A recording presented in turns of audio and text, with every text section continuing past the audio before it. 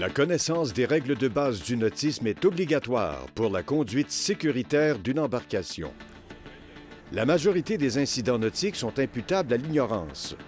Les règlements sur les restrictions de la conduite des bateaux prévoient entre autres une zone de protection de rivage de dimensions variables où les bateaux doivent se déplacer à une vitesse réduite.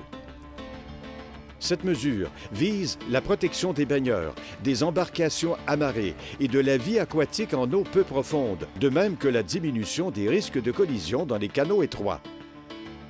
Le système de balisage nord-américain ordonne le passage à bâbord, donc à gauche des bouées vertes, lorsqu'on se dirige en amont. Par contre, on doit demeurer à droite, à tribord, lorsqu'on navigue en amont des bouées rouges. Chaque fois qu'on est sur l'eau, on porte une veste de sauvetage équipée d'une lumière de secours. Pour la haute vitesse, on installe un coupe-circuit d'urgence. Le coupe-circuit arrête le moteur dès que le conducteur est éloigné du volant ou de la barre de contrôle, soit à cause d'une chute ou d'une éjection.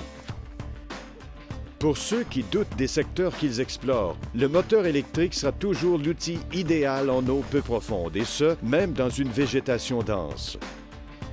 Avant chaque départ, vérifiez les deux côtés de l'embarcation.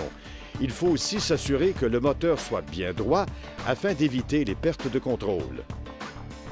Pour le confort et la sécurité à haute vitesse, un pare-brise est toujours pratique.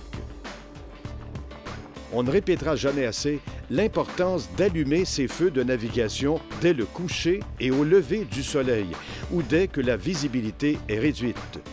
Pour le siège du conducteur, un mécanisme de blocage qui garde le siège bien droit est très sécuritaire. Le système de direction No Feedback à double câble ou hydraulique élimine les effets de torsion. Le bateau garde ainsi une trajectoire droite sans effort du conducteur. Le volant inclinable assure le confort du conducteur et facilite l'accès au siège, mais il est important de l'ajuster quand le bateau est immobile. Un dispositif de signalisation sonore est obligatoire sur toutes les embarcations, peu importe leur taille. Dans les endroits où la circulation est dense, il est des plus utiles. La carte de conducteur d'embarcation de plaisance, reconnue par Transport Canada, est maintenant obligatoire. Pour l'obtenir, il suffit de suivre un cours de navigation accessible à tous à peu de frais. Ne partez pas sans avoir obtenu cette carte de compétence.